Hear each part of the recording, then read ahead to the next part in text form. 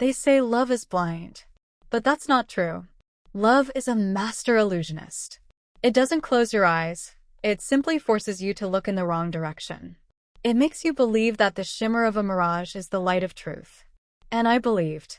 Oh, how I believed. My name is Alice.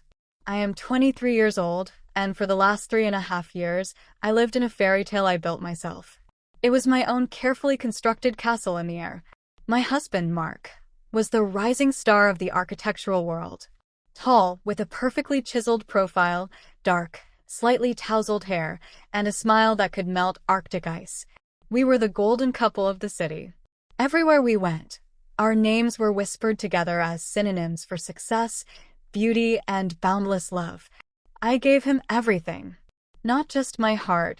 That would have been too simple. I gave him my inheritance from my parents, the seed money for his first firm. I gave him my sleepless nights, turning his vague, blurry ideas into sharp, breathing blueprints. And most importantly, I gave him my talent. You see, Mark wasn't a genius. I was. Every revolutionary skyscraper, every futuristic complex that changed its appearance with the seasons, they were all drawn by my hand. It happened at night while he slept off a party, or at dawn while he was still dreaming of fame. I didn't mind. I thought we were one. His success was our success. I dreamt that one day my name would stand beside his, but for then, it was enough that he called me his muse. But fairy tales have one thing in common. They end when the lights go out, or when someone else decides to rewrite the script. It started on our 3rd wedding anniversary. Mark said he was stayed late for a meeting with key investors, the final touches on the Glass Palace, his most ambitious project yet. I decided to surprise him. I went to his office with his favorite wine and dinner from that little French bistro we loved. I even wore the special blue dress he gave me on our first year together. As I approached his office door, I heard laughter. Not the professional laughter of a successful deal. It was the sound of total, shameless, triumphant victory. And he wasn't alone. Are you sure she doesn't suspect anything? The voice belonged to Sabrina, my best friend from university, my confidant, the woman who held my hand when my parents died.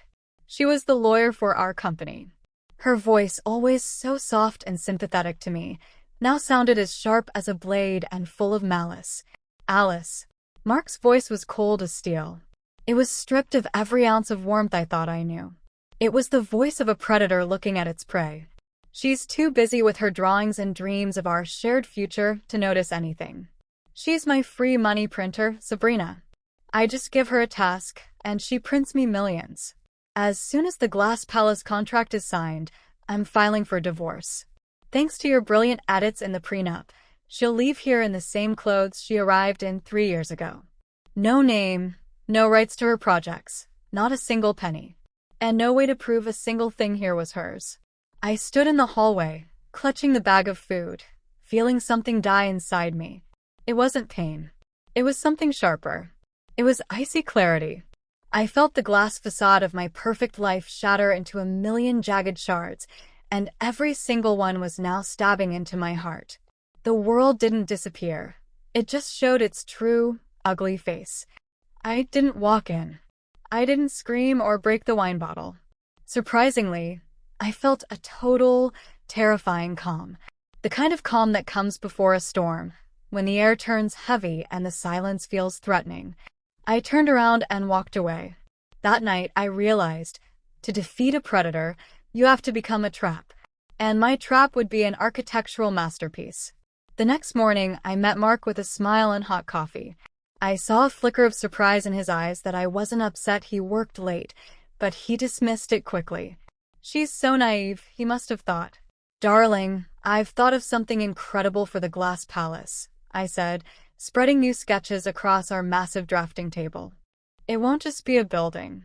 It will be a living work of art, made of intellectual glass that changes transparency and hue based on the emotional background of the people inside. It won't bring us millions. It will bring us billions. Mark's eyes ignited. It wasn't just greed. It was a manic thirst for greatness.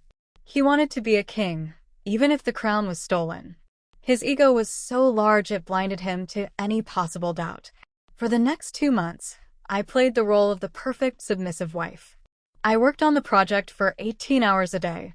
My studio became a secret laboratory. I wasn't just drawing, I was coding. I was creating algorithms for this emotional glass. My hands were cut by drafting tools. My eyes burned from the screen, but my heart was fueled by cold determination. Mark and Sabrina didn't even hide well anymore. I saw the texts on his phone. I knew all his passwords.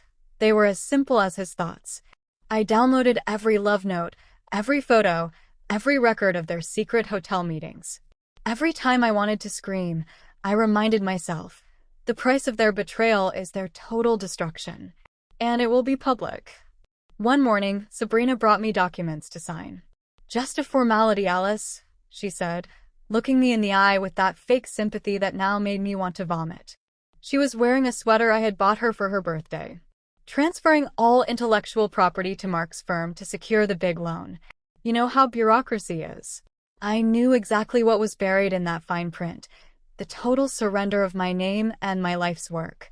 But I picked up the pen and I signed. Why? Because the night before, I had altered the blueprints themselves. I hadn't just created emotional glass. I created what I called constructive resonance. If the building was built exactly to my final, modified specifications, it would be a masterpiece.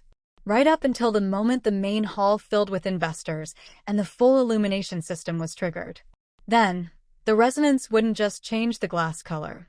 It would turn the entire building into a display for every hidden file in the company network, the emails, the embezzlement, and the very love texts I had been harvesting. The day of the presentation. The grand hall of the Glass Palace. The air was thick with the scent of expensive perfume and the shimmer of jewels. The country's wealthiest people and the most influential press were all there, cameras poised for the event of the year. Mark stood on the stage in a $5,000 suit, bought with my money. He looked like a god. Sabrina was beside him, glowing like a new coin. I stood in the back rows in a simple black dress. I was a shadow. I was the ghost who had come to her own funeral, only to unmask the murderers. "This building is the crown of my career," Mark declared into the microphone. "My vision. My labor. My genius. A symbol of the future." He paused, soaking in the silence. Then he pressed the button to start the light show. And the magic began. My magic. The glass didn't just glow. It became a gargantuan interactive monitor. Instead of the expected promotional videos, the walls began to show documents. Personal texts between Mark and Sabrina discussing how to cheat the investors. Scanned copies of the original blueprints with my signature and dates that predated Mark's ideas by years. And finally, the video from the hidden camera in Mark's office, where he laughed about his money printer wife. The silence that fell over the room was so heavy it could have crushed the floor. Then chaos erupted. Investors stormed the stage. Reporters began shouting. Mark tried to shut down the system, but I had locked him out. All his passwords were the names of my projects, the only things he ever cared about, yet never truly understood. I walked toward the stage. Every camera turned to me. "Mark, you said this building was your vision?" My voice was calm, but it filled the hall through the speakers. "Then explain to the investors why the foundation of your palace is legally owned by an offshore fund I opened in your mother's name, which you didn't even know existed." Sabrina turned the color of ash. She realized I had used her own legal tricks against her. Every penny they thought they had stolen was sitting in accounts they could no longer touch. Mark was arrested right there in the hall for fraud and embezzlement. Sabrina lost her license and her reputation. They were left with nothing. No names, no money, and no future. And me? I just walked out of the building. I breathed in the fresh air for the first time in years. My marriage was ruined. My heart was scarred, but my soul was restored. I didn't just take my projects back. I took their futures. Now, I live in a small house by the sea. I don't have glass palaces yet, but my desk is covered in new contracts, this time in my own name. People found out who the real architect was, and now they want the original, not the forgery. Betrayal is a heavy lesson. It teaches you not to trust facades. It teaches you that sometimes you have to tear everything down to the foundation to build something real. It teaches you that your value doesn't depend on someone else's recognition. And every time I look at the blue sky, I remember I am no longer a printer for someone else's dreams. I am the architect of my own destiny. And Mark? Mark has plenty of time now to study the architecture of prison walls. I hear there are no windows there, just cold, hard concrete. And I'm sure he remembers exactly why.